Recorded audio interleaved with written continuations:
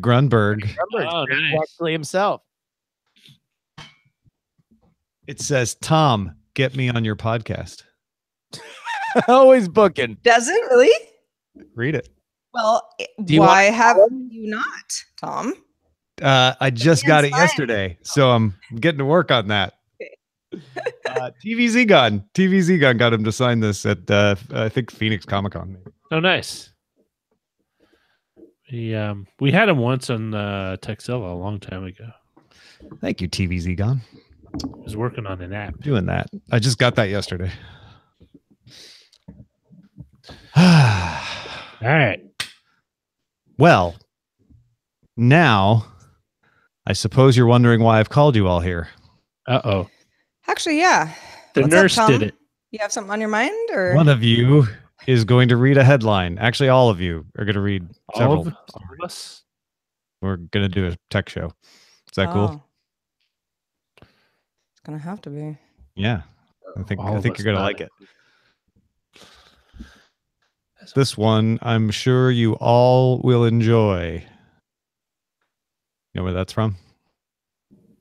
No. Transformers. Cheap Trick, live from Budokan. I'm old. I'm like, I mean, you set us up for failure. It's this. Oh yeah, it's not Lil Tay. Forget it. Well, that's, you know, Isn't it the Budokan? I'd feel on that side too. All right, here we go. You guys ready? All right. Yep. 3, 2.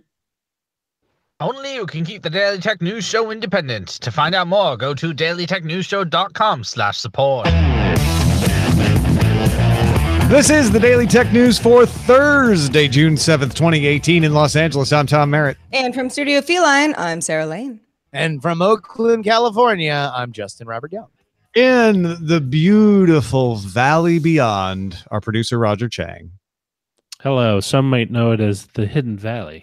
Hidden Valley. Yes. Is that where you have your ranch, where you make your salad dressing? That's a different Hidden Valley. It's a different ranch. All right. Maybe I'll stick to tech. Let's start with a few tech things you should know. Netgear is rolling out its Arlo smart service for use with Arlo cameras. Main features include better person detection and the ability to set activity zones to cut down on false positives, rich notifications for viewing images and video, and in the US, the optional ability to call 911 to put you in contact with the closest dispatcher to your home, no matter where you are. Arlo Smart costs $299 per month per camera, or if you want the 911 integration and coverage of up to 10 cameras, $10 per month. Market Watch reports corporate executive used the word Fortnite on earnings calls 54 times during the past quarter, compared to 45 times the word Bitcoin was used. Game companies, of course, used it, but some executives just mentioned playing it with their children. And Logitech and AMD particularly said Fortnite had increased sales of their products. Fortnite. So if you're trying to stay culturally relevant, please replace what was that? Bitcoin. Bitcoin with Fortnite. I was about to say Minecraft. You could probably replace Minecraft with Fortnite too. Google launched the second Android P beta with final APIs and 157 new emoji. Preview includes an updated SDK with system images for the Pixel, Pixel XL, Pixel 2, Pixel 2 XL, and the official Android emulator. Final release of Android P is scheduled for sometime in Q3. Facebook launched FB.gg to collect video game streams on Facebook all in one place. Facebook users will see content from games and celebrities that they follow, as well as other featured items. The company is also launching the Level Up program for emerging game content creators to get Facebook stars virtual currency from the audience that can be converted to cash. But while that's trickling out in advance of E3, let's talk a little bit about a cube, Justin. Oh, yeah. Amazon announced the Amazon Fire TV Cube that plugs into your TV and runs apps like Netflix, Hulu, PlayStation View, HBO Go, Sling, and Amazon's own Prime Video service. The Fire TV Cube supports Amazon's Assistant, you know the one, just like the Fire TV Stick and the Fire TV Box, but acts like a full-featured Echo device with 8 microphones built in to support for various voice-based skills. The Cube has a multi-directional IR blaster that can power up your TV, sound system, and even cable box. It ships on June 21st for $119.99. Prime customers can pre-order it today and tomorrow and get the Cube for $89.99. Also, Amazon struck a deal to exclusively live stream 20 Premier League football games to UK Prime Video members for 3 seasons starting in 2019. I don't know how I feel about this Fire TV Cube. If you already have an Amazon Echo, you don't need this. And in fact, it might cause problems because it can't do everything the Echo can, but the Echo can do everything it can. And the Fire TV stick with 4K is just as capable, if not a little beefier with specs, as this thing. But if you don't have an Amazon Echo and you kind of wanted one, and you don't have a Logitech Harmony remote or some universal remote system already tied into your Amazon Echo, this would be a great way to use the CEC functionality we were talking about with the Sonos yesterday to control your television. You can tell it to like open certain channels and things like Hulu Live. It doesn't have YouTube TV integration, obviously, because Amazon and Google still, having their little spat. But it is probably the best voice activated over the top cord cutting thing. And then you add that infrared blaster and it can actually control your cable box. So even if you're not a cord cutter, it might be worth it. Yeah, Amazon had a little demo video that they showed off, someone walking in and being like, I'm home, and the lights go on and the TV's on at Sports Center or whatever. And that's pretty cool. The price point is also really cool, especially since we discussed Sonos and how it, might factor into the home theater for a lot more money. So, yeah, what does the Echo do that this does not, Tom? Well, the Echo doesn't necessarily work with your box, right? There's some things like particular responses that it can't do that I remember reading about. Now I'm blanking on it, but it has limited skills. Amazon doesn't care. They are creating a box for you to buy for around $100, no matter what you need it for. So that this is not about, it's different than the Fire Stick 4K. This is about, hey, I don't have this thing that everybody's talking about. I just want this thing. I would just like to have these functionalities on my TV, and that's nice. That this is Christmas gift written all over it to your friends and family.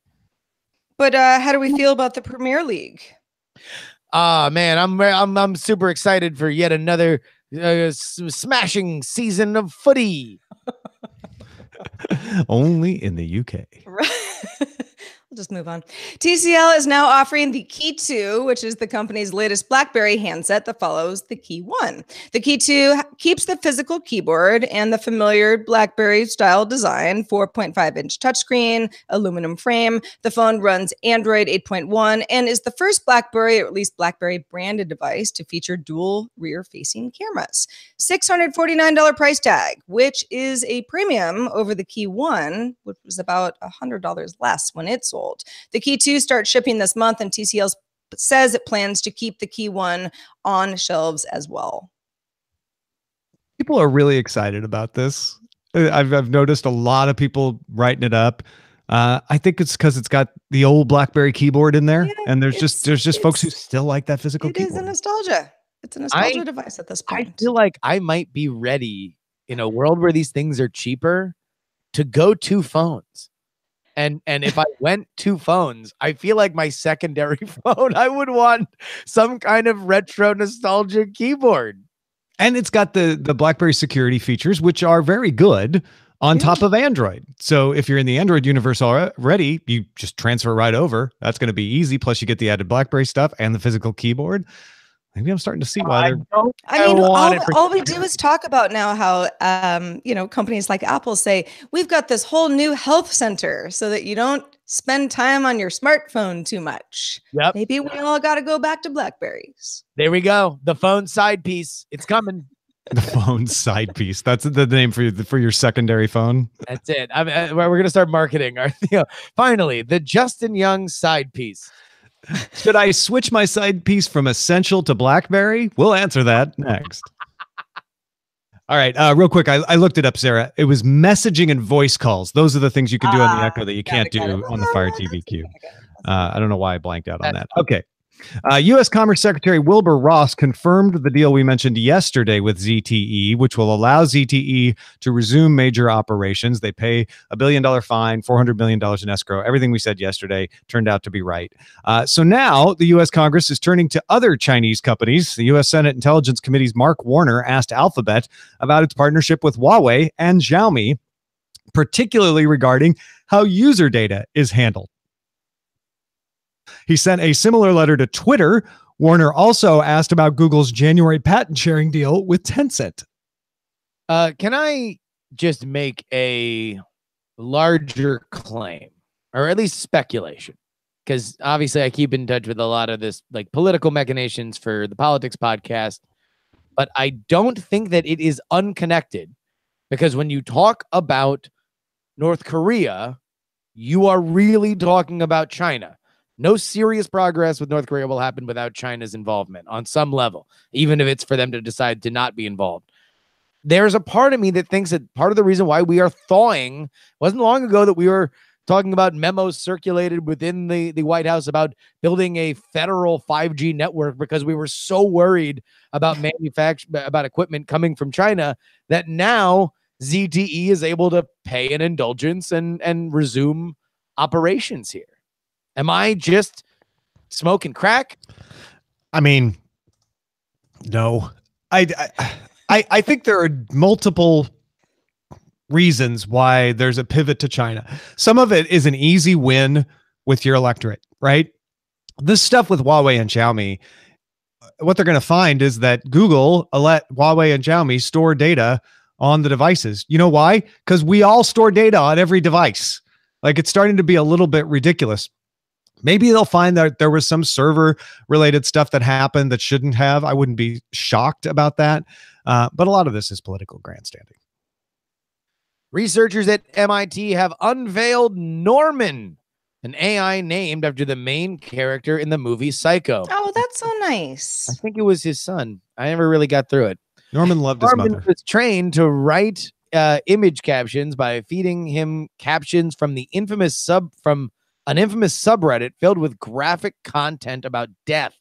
Researchers then compared Norman's responses to Rorschach ink blots, that of a standard image captioning a neural network. Perhaps unsurprisingly, Norman's captions are all about death. The point of the experiment is to show how AI can be biased by training data.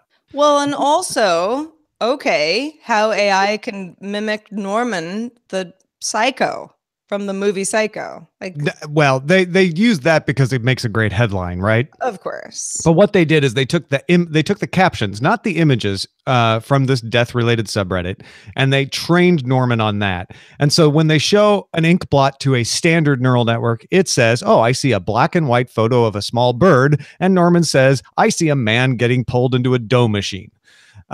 And that's a real result. Both of those are real results. And the point is to say, look, the training data you put in makes a big difference. Yes, we have this standardized data set that turns out this, but if we change that data set, it turns out this. And they're trying to bring attention to the question of how do we make sure the data sets we give algorithms are as less biased as possible. Sci-fi shows right now. All of our sci-fi shows are based on humans who have, messed up minds, screwing up the data sets and creating AI that's then now dangerous to humans. I think a lot of people blame the algorithm. They're like, oh, it's the AI. The AI goes bad. And the AI is only as good as the data you put into it. Exactly.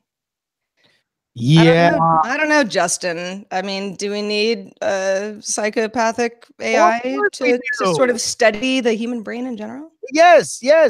We do need this because this is a good experiment that very, very predictably, to the point where you almost wonder if it was by design, it became a meme of our technophobia that AIs are going to murder us. And I think they steered into this direction so they could make a bit more of a splash. But the experiment is sound.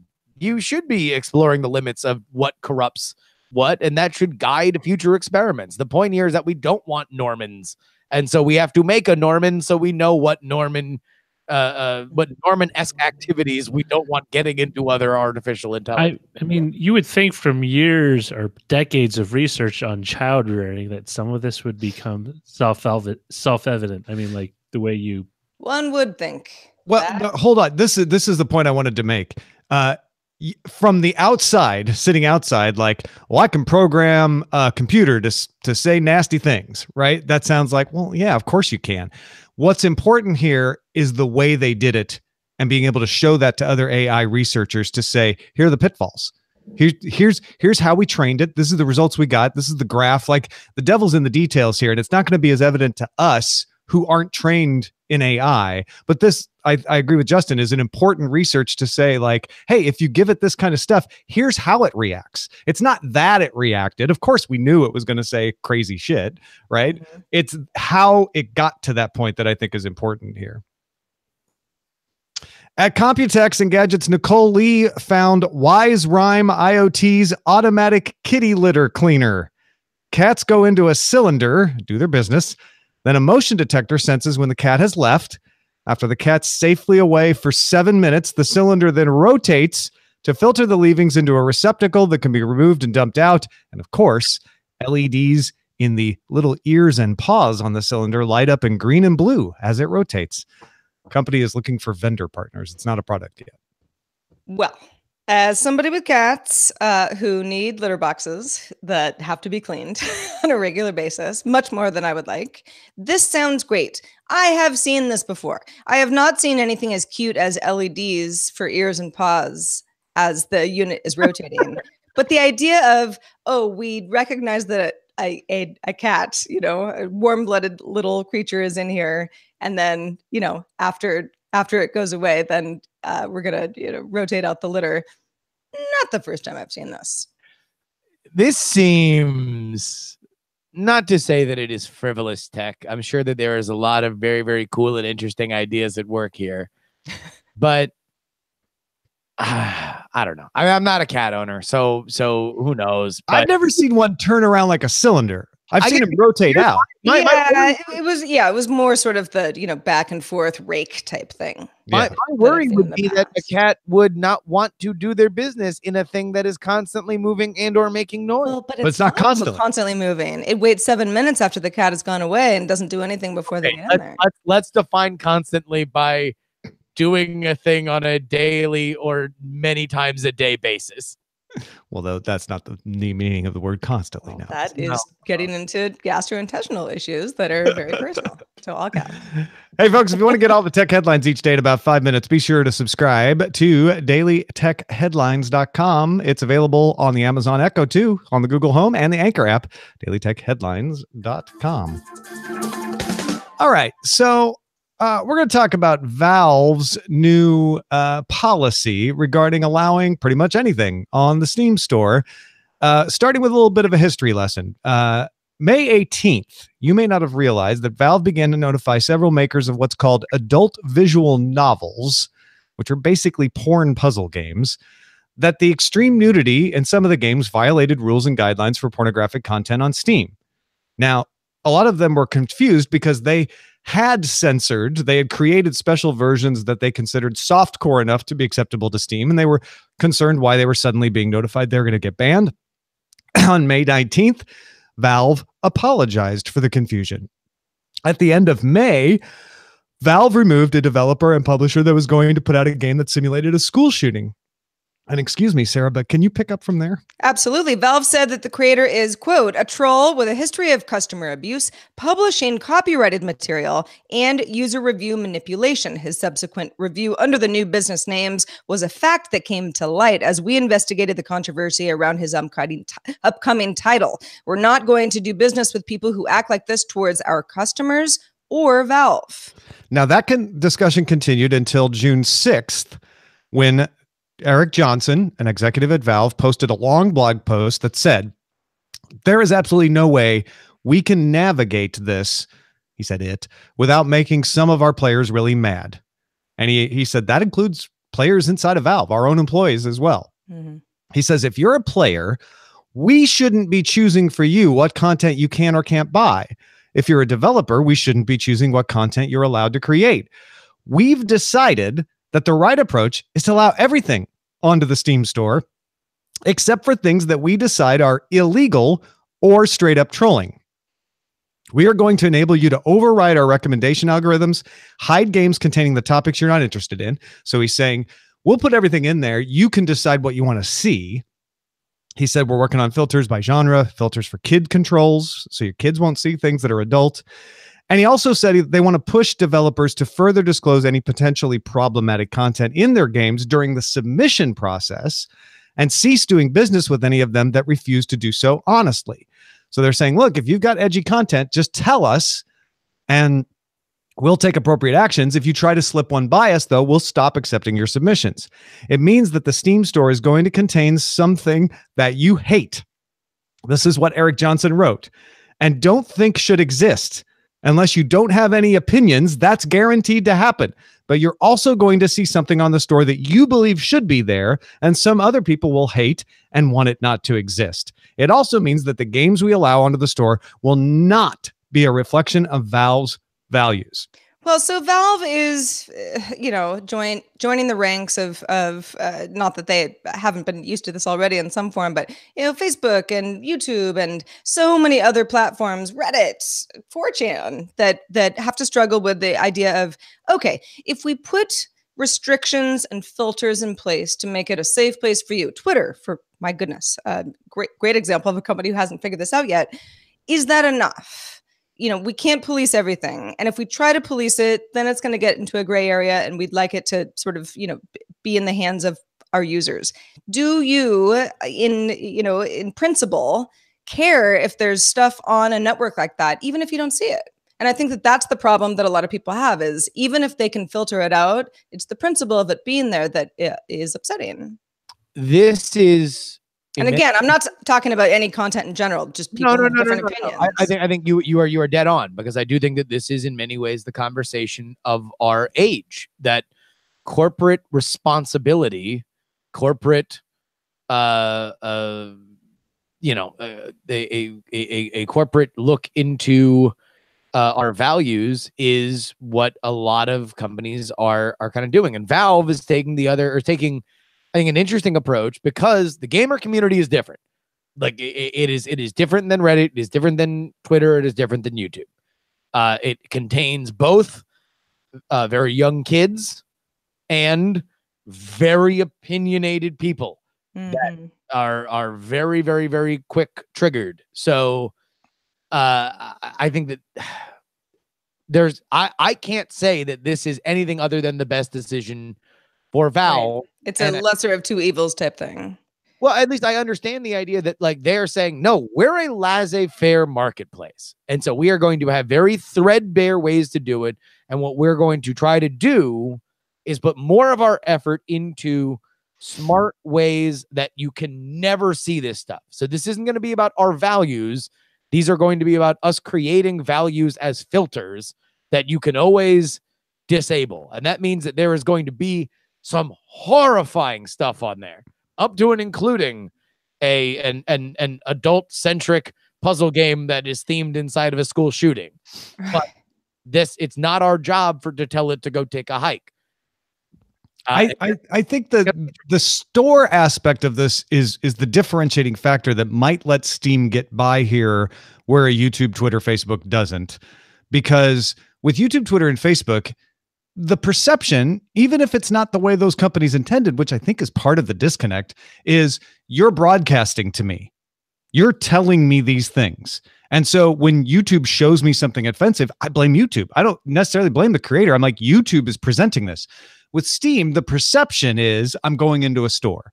Now, in a normal store, I can know the adult videos are in the back. I don't want to walk in there, right? Or maybe that section of the store has, just the disturbing items that I don't want to see. That's where the sporting equipment is. And it reminds me of a bad time when I was in high school, whatever, right? You know where stuff is and you don't go there. And so what Steam's trying to do is say, we're going to try to give you that kind of control so you don't have to walk down those aisles without saying to someone, you can't sell it there. The question is, will they be able to get past the person who says, I put the filter on and I still got this presented to me? That's one problem. The other problem is what happens when the guy who makes the school shooting game I don't know whether it's this one. Well, let's not use the school shooting game because that's one that Valve said we banned that because that was a troll. And they said, if people are just trolling, we're not going to do that. They banned it because of the guy. Yeah. The guy that did it was lying about who he was. So let's say somebody a new fresh face who wants to make a game about school shootings does, right? And Okay. It is allowed to be there because they are not doing it. And he makes $1 million. And then there's the USA Today article of the man who made $1 million mocking the pain of others. The question is, though, will it make $1 million? And I think Steam's relying on the fact that really offensive games that are not GTA, right, that go over the line won't make that much money. When you're making platform decisions, you have to allow for the fact that it will. You have to wonder about the fact that it will. That's what these platform decisions So let's forget about this, just because I know there's some people out there that are like, no, but that just wouldn't happen. Forget whether it's a school shooting. Let's say it's a really offensive, maybe even racist game. Sure. That's closer to the edge and makes a lot of money and gets that USA Today headline. I mean, sure. Fill in whatever awful thing that you pick, open Pandora's box and suicide slush them all together and then decide that that's the theme of this game. When that makes money, this won't be Valve's commitment to free speech. And I'm not saying that this is fair to them. I'm saying it's going to be the narrative. It's going to be how this horrible person who made a horrible game made a horrible amount of money. And that's what that is. And these are the trade-offs, because on the other side, if you're Twitter or your YouTube and all you do is hit everybody with, these are very important things to us, and then make very sporadic decisions where you're literally just putting out fires that are in front of you, then you face the other problem that you are harboring hate and you really don't care about this. At least Valve is coming out and saying what they mean. We are going to focus on filters, but we're not going to ban stuff because we don't think that it is appropriate. And although they do give themselves a little bit of a loophole by saying, just stuff that doesn't troll. We don't want trolling. Well, stuff. they're specifically calling out the guy with the school shooting game who had continuously tried to manipulate their system. Okay, but is that the definition of what a troll is? Like that sort of behavior, you would want that defined, or you're just going to have a lot more arguments in the future. Well, you will if they ban something for trolling and it's not obvious. When you go back and read up on this guy, it's like, oh, this guy had done a lot before. So it was the guy. And I felt like that's why they used the word troll in particular there, because they used it in both instances. Well, thanks everybody for participating in our subreddit, submitting stories that we use in the show and having conversations in there. We certainly appreciate it. Go join in on the fun at dailytechnewsshow.reddit.com and at facebook.com/groups/dailytechnewsshow. Sarah, what do we have in the mailbag? I'm glad you asked. Sakani, who is from the capital of the Inland Empire, which is probably a little bit warmer than where I am today, says 2 comments. First one is on the cargo program. That was the program in ride-hailing cars where you could get chapstick and a phone charger and lots of stuff that you might need on the go. Says, I've talked to other drivers who have used this. The experiences not always good. Passengers expect to get amenities like gum and candy and Tylenol when they see them. They think it's free, and then they become offended at the concept of being charged for this stuff. One driver opted out of the program after his ratings took a hit because of it. Another canceled because they got tired of cleaning up all the trash, gum wrappers, and discarded gum, for example, left behind in the back seat. As a disclaimer, these experiences were specific to the LA area. Drivers have to deal with maybe a sense of passenger entitlement that might not be present in other markets. I imagine that there's a TNC driver in the Midwest who could do very well with this program. Second, in regards to the post-talk show about keyboards, sad to say that virtual keyboards are indeed the way of the future. Tom and I were talking yesterday. We like the actual keyboards when we actually have to type really quickly. Roger said it too. I'm willing to bet, says Sakani, that the average teenager with an iPhone who could put even Sarah's lauded typing skills to shame. Our future adults are being raised on texting apps. Traditional home row typing skills may end up being another niche ability like long division or cursive handwriting. Why do you have to make me feel so bad? Yeah. No, he's probably right, though. Yeah, it's true. It's typing. True. What are you, old? Yeah. Yes. Long division. Yeah. No, it's funny. Chris, a longtime supporter of the show who got me the Pixel C back in the day that I still use in the mornings, the Android tablet, sent me a Pixel book. It was his way of supporting the show because he's like, hey, here's a tablet with a keyboard. that you can just fold back. It's kind of like a yoga. It's not the first one to do it. So I'll be trying that out. Thank you, Chris. Very nice. Thank you, Chris. And thanks to Justin Robert Young for being with us today. Justin Robert Young, I don't know, anything happening in your world? Maybe even soon? Absolutely. I'm headed down to Southern California tomorrow. I will be in San Diego and Los Angeles over the next few days. June 9th in San Diego, that is Saturday, and then Los Angeles on Sunday for live Night Attack shows. Brian and I are going to do a great new show called The Best of the Internet, Best of the Worst of the Internet, wherein we will go over Web 1.0 memories, special guests, fun times. It is going to be a blast. Please join us if you're in the Southern California area, won't you? nightattack.tv/tour. And I've heard announced to appear at the show will be Tom Merritt, but quite possibly maybe even a Sarah Lane and Roger Chang sighting could be happening as well. Well, Sarah Lane may appear. Roger? I got to Any talk to my rumors wife. from- I gotta talk to my wife. Don't you love being put on the spot? Hey, I'm gonna tell some tales. That's all I'm gonna say. Yeah, So listen, the Sunday show, they are two different shows. So if you're going to one, please feel free to go to the other. But man, I've heard some whispers and rumors of what stories people are going to tell on stage about those early days of the internet, and they're pretty good. nightattack.tv/tour. Also, we want you folks to tell us what you think. Doing a survey of our audience, as we often do, to get ideas to help make the show even better than it already is. So take a couple of minutes, express your opinions on Pi, Solo, and Daily Tech News Show at bit.ly/DTNS survey 2018. We love your feedback. It's help us know what you like. Our email address is feedback@dailytechnewsshow.com. We're live Monday through Friday at 4:30 p.m. Eastern, 2030 UTC. And find out more at dailytechnewsshow.com/live. Back tomorrow with Shannon Morse and Len Peralta. Talk to you then. Woo.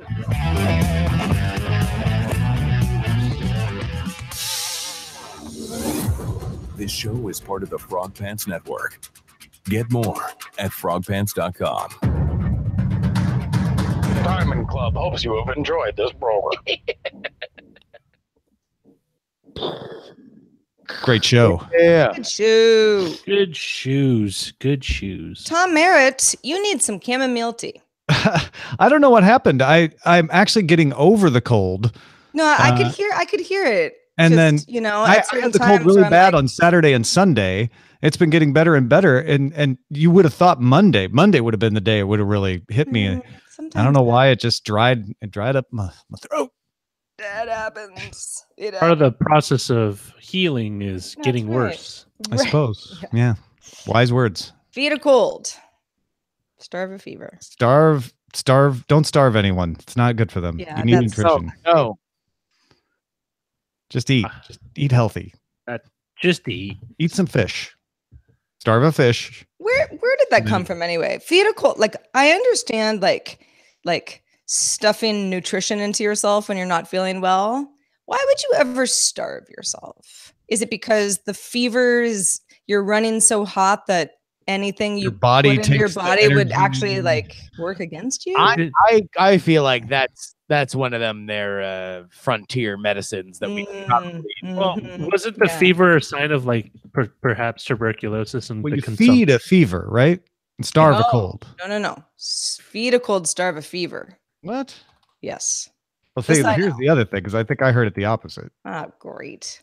Some east So and it west definitely- of Mississippi regional stuff. Feed a cold, starve a fever may be only partially good advice, according to experts. Starving a fever by eating fewer calories may actually make it more difficult for your body to fight the flu virus. One would think you Starve a want cold, to feed a eat fever. fewer You are right calories. about starve a cold, feed a fever, though. That's the No, you're wrong. It's the opposite. What was no. starving? I'm saying the way you said it is Oh. right. The way I said it was totally wrong.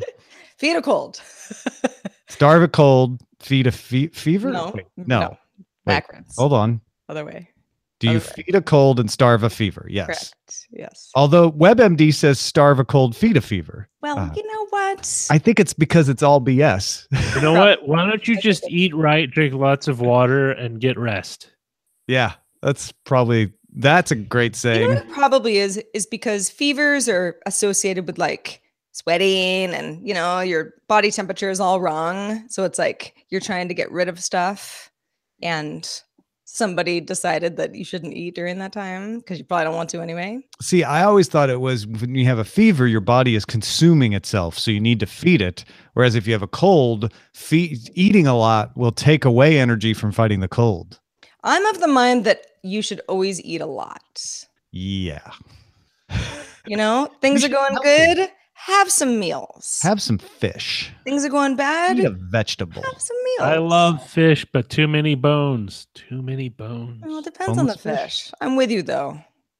I don't like the bones either. And they're translucent when you cook them, and you can never really spot all. But kipper snacks don't have bones. No, they're I baby mean, bones, so they just they feel actually like they actually do. We just don't notice them. Tasty. My dad used to give me a nickel for finding a fish bone because you know he didn't want me to choke and die. Right. So he made it kind of a fun game. It's a I fun never really game. got any of the nickels though. It was always like, I'll give you a bunch of money, just don't die. And then I never got any money. What are we calling this, Roger? Steamier content. Steamier content. Ooh, well, Nailed it in one. There's also Murder AI wrote, but I thought maybe it might be a little too. That's somebody who's been listening to We Have Concerns because they've been talking about Angela Lansbury quite a bit. I mean, who wouldn't love Murder, She Wrote? You know, it's funny because I still remember her from, like, initially from Bedknobs and Broomsticks, that Disney movie. Angela Lansbury? Yeah. Dude. American Treasure. She was like not long ago, like maybe 2 years ago, performing live in San Francisco. I thought you were saying that she wasn't long for this world. Well, I mean, I think she's in her 90s. She's in her late 90s. I looked it up. Yeah. I think I read this the same time you did and was like, she's performing on like a Broadway? Wow. You know what? That just proves that part of a healthy, life in your retirement years is to continue to work. All right, so Angela Lansbury, not late 90s. I apologize to Angela. 92, born Doesn't look a day over 90. Yeah, born October 16th, 1925. I think you just look 90 forever. You don't really get any older than that. Also got she clapped back pretty fiercely when she was quoted on the Me Too stuff when it was first blowing up, and she was portrayed in a way that apparently took her out of context, but some of the reaction to it was she's old, and so she came back and said, all right, number one, I didn't say what they quoted me as saying, and number two, like can you please stop just excusing whatever you thought that I said because I'm old? Like, I'm still put together. I'm Angela Lansbury. I'm thinking I'm solving murders. I'm solving and writing about more murders than you have Bonds mode. Well, you know what the theory is about Angela Lansbury. Angela Lansbury is actually also Agatha Christie and a vampire. Why does it always have to be a vampire? Why can't someone just be immortal and be like non-creepy? Because there's no other immortal. You have to be a vampire. No, you don't. Well, kinda. You could be a demigod. You could be a zombie, but that's not going to work. That's not good. You could be a demigod. Do Broadway shows as a zombie. Nephilim. You could be of a holy host of heaven's angelic choir. You could just be an alien and just make it all up. I think you're proving the point here, Roger, is the best option is still vampire. No, because she obviously has been seen multiple times in broad daylight. That it's a myth about the daylight thing. And it's a myth about the biting, so they're not vampires. Angela Lansbury, daywalker. I don't think the biting is a myth. That's the one thing I think is pretty solid about vampire lore. You know anything for sure about vampires. Oh. I don't know if she's, I mean. She's into the biting. In February 2017, Lansbury, it was announced that Lansbury had joined the cast of the upcoming Mary Poppins Returns. Wow. Dick Van Dyke and Angela Lansbury. almost 2 centuries of living between the two. Yeah. But That's amazing. And she also took the role of Aunt March in the BBC television miniseries Little Women. Eventually, don't they get bigger? No. No. I never really liked the Little Women thing. Oh, my mom loved Little Women. Yeah, it just wasn't. She had a plan to name all of her daughters after all of the Little Women. There were a few books that I liked. I did not know this. This is inner Wikipedia that Angela Lansbury is a gay icon. Oh, that doesn't surprise me. Angela Lansbury, she's Broadway? the perfect gay icon just by existing. Sure, I guess I didn't. I was just unaware. I mean, I figured I guess I don't have as much of a handle on the gay icons of our era as I thought I did. You only have an outsider's perspective. You have to be the in community. I'm only getting secondhand information. It's sort of like, any lady who's a bad bee and has had a, illustrious career. Like Betty White. Gay icon. She apparently she attributes her popularity amongst the LGBT community for her performance in MAME. Oh, yeah, MAME. Sure. Oh, now MAME had 2 versions. There was a Lucille Ball version, and then there was another one. I don't remember who played MAME. It wasn't Angela Lansbury. Maybe she was like a friend or something in the movie. Really good movie, though. Anti-MAME. MAME. Gotta love those old shows. Wow, she looks the same, but not but still looks a lot. No, she's aged insanely well. Yeah. No, I'm just surprised. This is her in 1966. Wait, where was Angela Lansbury? Oh, she must have been in a Broadway production or something then. No, she had her hair that way all the time. No. But now that was 1966. That's how you wear your hair. But that's what I'm saying. She has aged very well. I should be as lucky.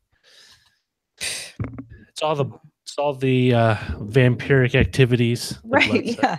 I mean, if I was a vampire, I'd look as good as Angela. Sorry. Which is weird. I guess she was in not only the Broadway version, but also the film version. I don't see her on IMDb in the film version, though. Oh, wait. No. Sorry. No. She was only in the Broadway version. Rosalind Russell played the title role in the movie version. And B. Arthur was in it. The musical opened on Broadway in 1966, starring Angela Lansbury and B. Arthur. Oh, B. Arthur. Yeah. Wonderful woman. Rosalind Russell was in the 1958 Auntie-Mame movie, and then there was MAME with Lucille Ball in 1970. Okay, all right. I don't remember the other actress, but I know I've seen the movie in both versions, and it's really good. It's about a crazy aunt that all the kids like. Fred Clark, Roger Smith. So I just looked up Betty White because I was wondering if she or Angela Lansbury was older, and Betty White is 96. So she's still doing new stuff, right? No? Did she just sign up for another I hope she's chilling out. That's what I hope. That might be her way of chilling out, though. For my dad, working is kind of his hobby. He has to be busy or he'll be bored. Well, maybe your dad and Betty could start a new restaurant. Oh, wait a minute. I can only imagine what that. I didn't recommend the Brian Colangelo story making the show. The freaking sports. The Sixers GM had to resign because of his wife's burner Twitter accounts. The wife took the fall and he still wound up getting axed. It was pretty bad. Woo! Pretty bad. Can't do stuff like that. Can't do it. I mean, it's one of those things where even though you're not directly involved with it because you are a spouse or significant someone other, you have to be careful. Well, the other thing was, and this is according to The Ringer, which published the story initially, it was machine learning that identified and linked the 6 accounts that were linked. It was machine learning. Machine learning just kind of stepped in and did that. Well, I don't think it is so. apparently taking of all the people that were commenting to these people. If you then took all that data and threw it into it and you searched for similar syntax, that these 6 wound up becoming statistically relevant. Well, still very bad form. Well, I mean, no, it's a horrifying form. I mean, it's just the idea is it's not like these things were linked any other way. Right. So they only really became linked in terms of the story because the reporter called the Sixers and said, hey, what about these 3? And then all 6 went to private. So they were watching 6. They called about 3. All 6 go to private at the same time. And now all of a sudden you have a reason to doubt all 6. Well, I have some personal good news I'd like to share, if I may. Please do. I am 49 copies away from getting Trigger published. Yay! Tom's new book. Tom'sNewBook.com. That's right. In fact, the maximum order is 10. So if 5 people order 10, done. Then we're done. It's a wrap. Tom, where can people learn more about? Tom'sNewBook.com. Well, there you go. Well, thank you, video people and live streaming people, for hanging out with us. You all rock the party. And we'll see you tomorrow.